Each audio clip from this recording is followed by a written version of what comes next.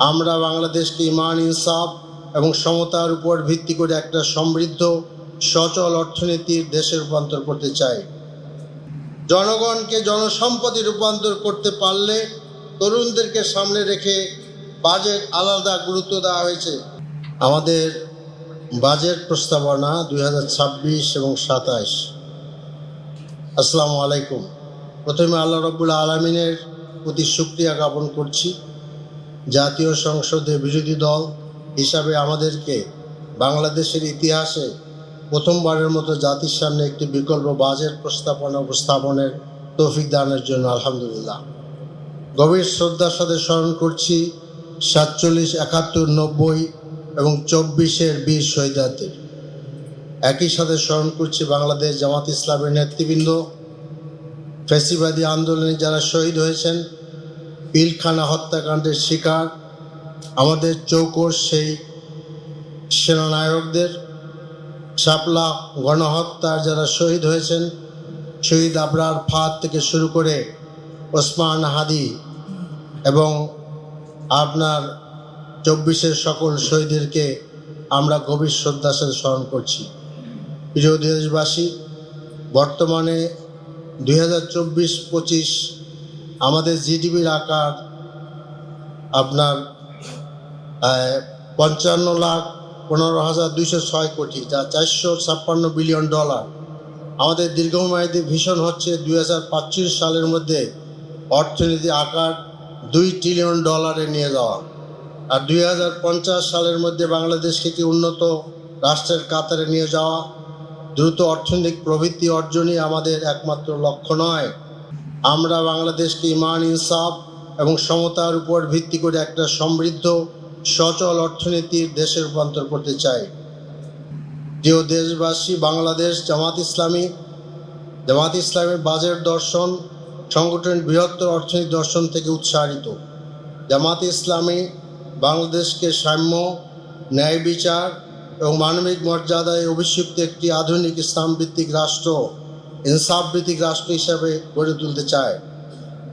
আমরা সুশাসন প্রতিষ্ঠার এই মুহূর্তে বাংলাদেশের আমাদের জন্য প্রধান অগ্রাধিকার। জাতির ভবিষ্যৎ নির্মাণে শিক্ষা খাতের গুরুত্ব অনুধাবনের স্বীকৃতি স্বরূপ শিক্ষাকে সর্বোচ্চ বরাদ্দ নিশ্চিত করা।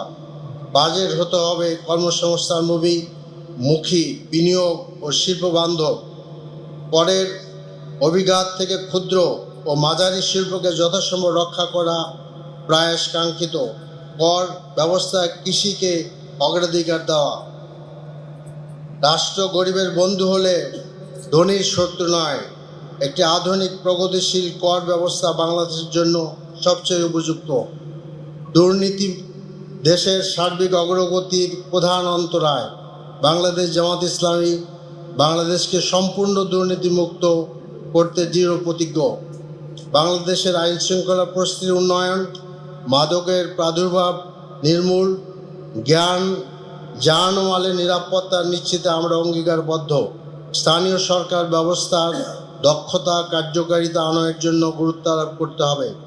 প্রিয় দেশবাসী, বাংলাদেশের সামষ্টিক অর্থনীতি যাত্রা এক মিশ্র অভিজ্ঞতার মধ্যে দিয়ে যাচ্ছে। বিগত ফ্যাসিস্ট শাসন আমলে কেবল সংখ্যাগত উন্নয়নের উপর জোর দেওয়া হয়েছে, কিন্তু জনগণের প্রকৃত জীবন মানের উন্নয়ন হয়নি। 24-এর ছাত্র গণ আন্দোলন মধ্যে দিয়ে আমরা নতুন এক বাংলাদেশের স্বপ্ন দেখছি। আরেকটি অর্থনৈতিক নির্দেশক ও সূচকের বাংলাদেশে অবস্থান আমরা দেখতে চাই। এত সত্ত্বেও বাংলাদেশের অর্থনৈতিক চাকা সচল রাখতে প্রবাসীদের প্রেরিত রেমিটেন্স অনন্য ভূমিকা পালন করে। তবে দুঃখজনক হলো সত্য, বাংলাদেশের নিরাপদ বিনিয়োগ পরিবেশের যথেষ্ট ঘাটতি এখন পর্যন্ত বিদ্যমান। বাংলাদেশ জামাত ইসলামী মনে করে সুশাসনের উন্নতি, দুর্নীতি হ্রাস, প্রাতিষ্ঠানিক নিরপেক্ষতা এবং মেধাভিত্তিক ব্যবস্থা অর্থনৈতিক উৎপাদনশীলতা, বিনিয়োগের আস্থা উল্লেখযোগ্যভাবে বৃদ্ধি করতে পারে। প্রিয় দেশবাসী, ফ্যাসিবাদী আওয়ামী লীগ সরকারের অত্যন্ত পরিকল্পিতভাবে বাংলাদেশের ব্যাংকিং ব্যবস্থাকে ধ্বংস বেদখল করেছে। একই প্রয়াস বর্তমান সময়ে পরিলক্ষিত হচ্ছে। শ্বেতপত্র অনুযায়ী বিগত ফ্যাসিস্ট আমলে 2009 থেকে 2023 সালের মধ্যে 23,400 কোটি ডলার বিদেশে পাচার হয়েছে, টাকার হিসেবে যার পরিমাণ 28 লক্ষ কোটি টাকা। অর্থাৎ প্রতি বছর 1,80,000 কোটি টাকা পাচার হয়েছে, যা ফেরত আনা সম্ভব হলে সরকারের বাজেট ঘাটতির ব্যয় করা সম্ভব হবে। আর্থিক খাতে সুশাসন প্রতিষ্ঠার লক্ষ্যে বিদ্যমান মুদ্রা পাচার আইন সহ আর্থিক খাতের অন্যান্য আইনের প্রয়োজনীয় সংস্কার দ্রুত সম্পন্ন করা প্রয়োজন। রাষ্ট্রীয় প্রতিষ্ঠানসমূহ সংস্কারের দাবি রাখে। একই সাথে অডিট সিস্টেমের কার্যকারিতা বৃদ্ধি আবশ্যক।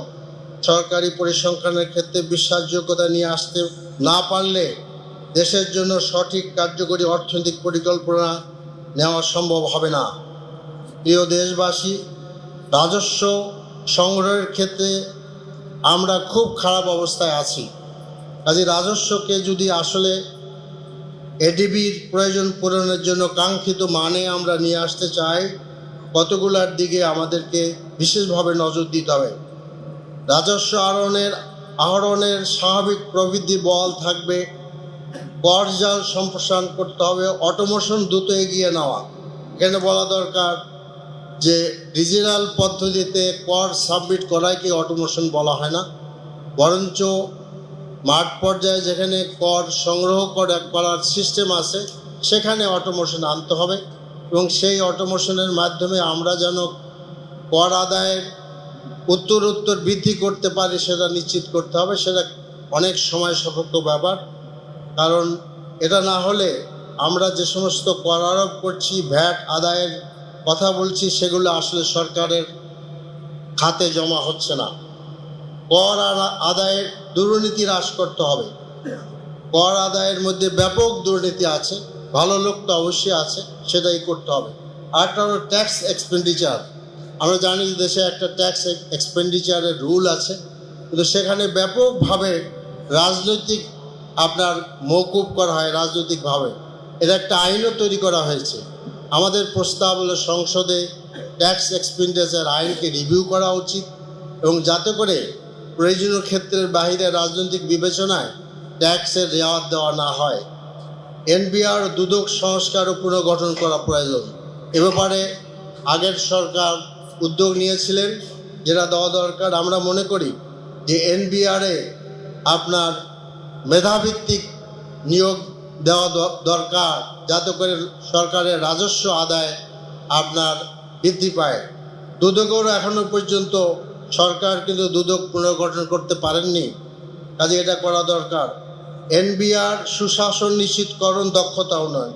বর্তমানে মোট ট্যাক্স আইডেন্টিফিকেশন নাম্বার, যে টিএনআই নাম্বার আছে, সংখ্যা মাত্র 1,20,00,000, যার মধ্যে বর্তমান কর বছরে জমা দেওয়া রিটার্নের সংখ্যা 40 লক্ষেরও কম।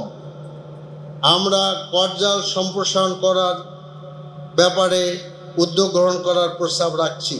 তাছাড়া উদ্যোক্তা সৃষ্টি, এসএমই খাতকে সমৃদ্ধ করা ও জীবনমান উন্নতির লক্ষ্যে সর্বনিম্ন করযোগ্য আয়ের সীমা 4.5 লাখ টাকায় উন্নীত করা এবং পরবর্তী অর্থ বছরে এটা 5 লাখ টাকার উন্নীত করার প্রস্তাব করছি।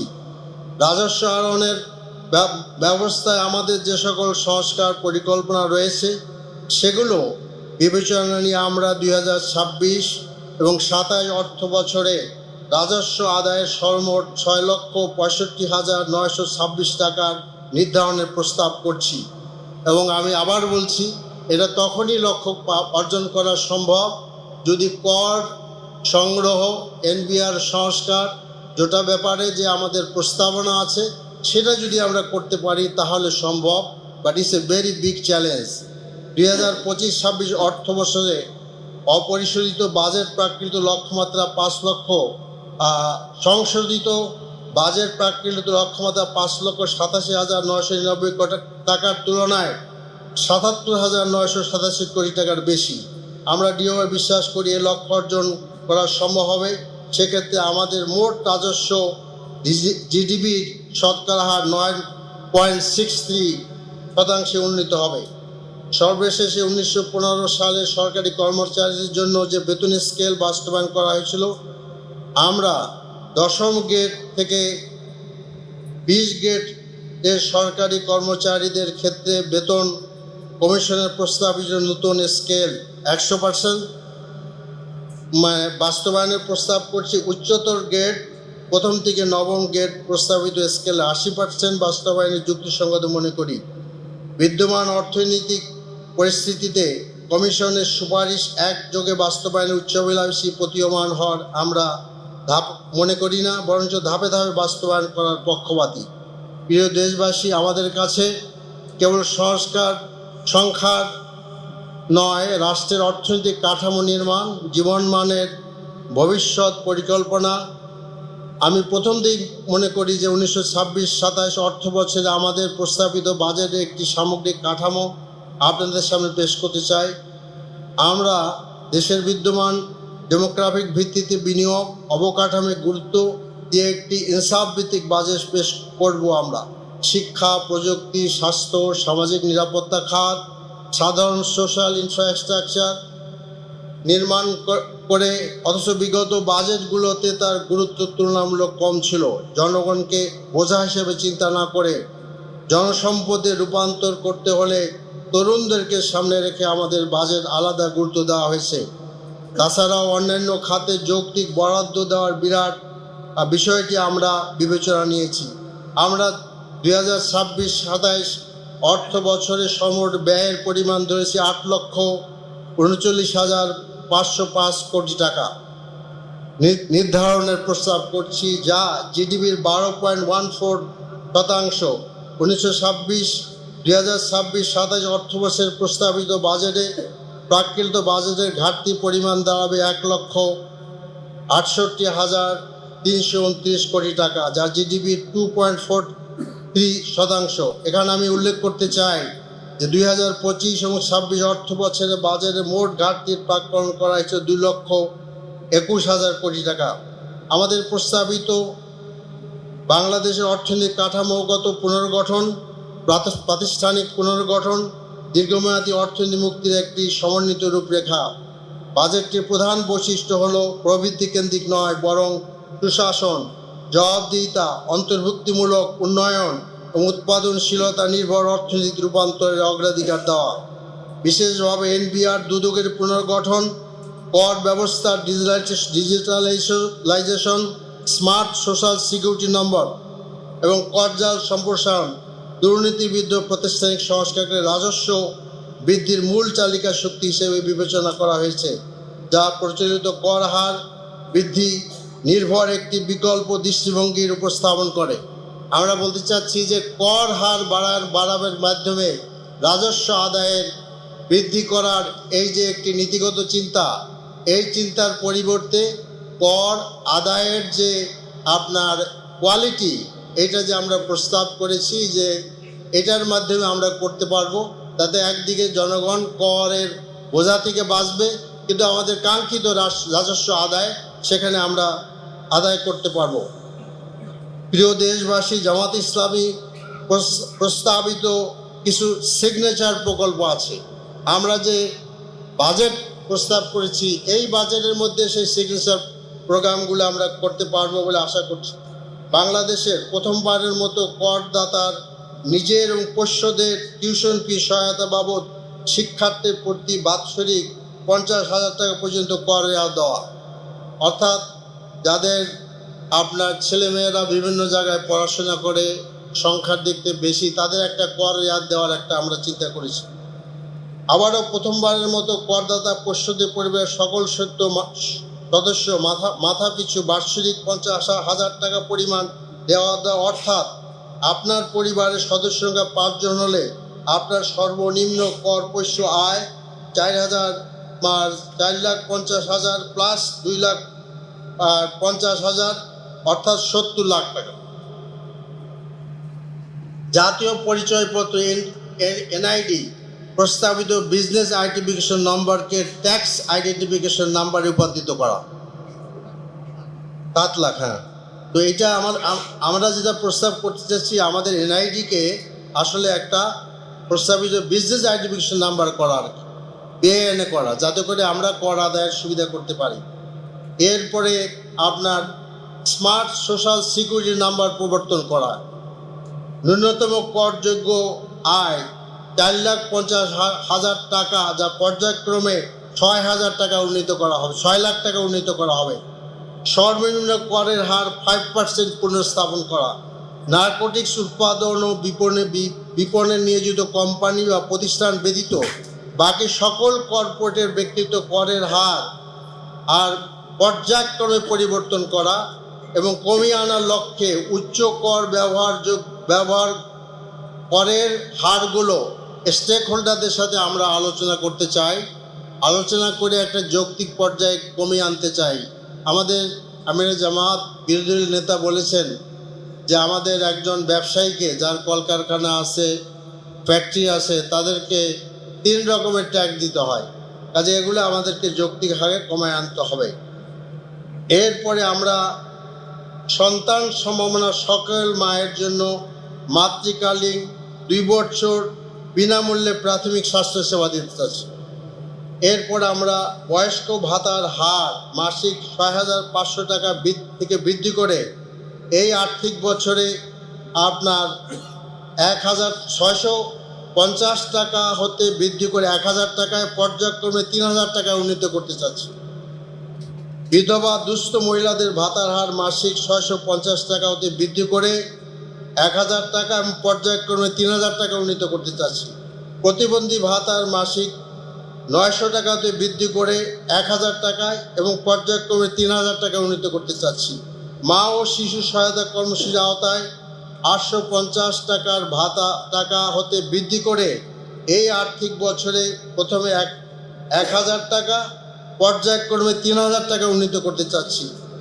অনগ্রসর জনগোষ্ঠীর জন্য ভাতার হার মাসিক 650 টাকা বৃদ্ধি করে 1,000 টাকা, পর্যায়ক্রমে 3,000 টাকা। বিদেশি বিশ্ববিদ্যালয়ে সুযোগ পেলে আর্থিকভাবে যারা অসচ্ছল শিক্ষার্থী আছেন তাদেরকে বিনা সুদে প্রথম 2 সেমিস্টারের ফি প্রদান চলতি বছরের পাইলট প্রকল্পের অধীনে আমরা বাস্তবায়ন করতে চাচ্ছি। এবং আপনার জাকাত পাওয়া যোগ্য ও মেধাবী শিক্ষার্থীদের মাসে 3,000 টাকা করে ভাতা প্রদান করতে চাচ্ছি। স্নাতক পর্যায়ে বিশ্ববিদ্যালয়ের মাদ্রাসা 1 লাখ মেধাবী শিক্ষার্থীদেরকে মাসে 10,000 টাকা করে সর্বোচ্চ 5 বছর কর্জে হাসানা অর্থাৎ সুদমুক্ত ঋণ প্রদান এবং চলতি বছরের সম্ভাব্য যাচাই কার্যক্রম শুরু পাইলট প্রকল্প বাস্তবায়ন করতে চাচ্ছি। শিক্ষার ক্ষেত্রে বৈষম্য দূরীকরণ, প্রাপ্যতা উপযোগিতা আলোকে প্রয়োজনীয় সংখ্যক মাদ্রাসাকে সরকারিকরণ, অবকাঠামোগত উন্নয়ন সহ সার্বিক বিষয়ে প্রয়োজনীয় পদক্ষেপ গ্রহণের লক্ষ্যে প্রাথমিকভাবে প্রতি জেলায় 1টি করে আলিয়া মাদ্রাসা সরকারিকরণের প্রস্তাব করছি। ইডেন বদরুন্নেসা হোম ইকোনমিক্স কলেজকে একত্রিত করে বিশ্বের সর্ববৃহৎ নারী বিশ্ববিদ্যালয় স্থাপন করতে চাচ্ছি। 5 থেকে 1 কোটি তরুণীদেরকে দক্ষতা প্রযুক্তি নির্ভর আন্তর্জাতিক মানের প্রশিক্ষণ প্রদান, এর মধ্যে থাকবে আধুনিক প্রযুক্তি AI থেকে শুরু করে সর্বপর্যায়ে প্রশিক্ষণ দেওয়া, উদ্যোক্তা দক্ষতার প্রশিক্ষণ। চলতি বছরে সম্ভাব্য যাচাই পর্যালোচনা শুরু করতে চাচ্ছি। দেশের সকল ইমাম মুয়াজ্জিনদের মাসিক সম্মানী ভাতা ইমামকে 7,500 টাকা, মুয়াজ্জিন 5,000 টাকা এবং খাদেম 3,000 টাকা সম্মানী প্রদান করতে চাচ্ছি।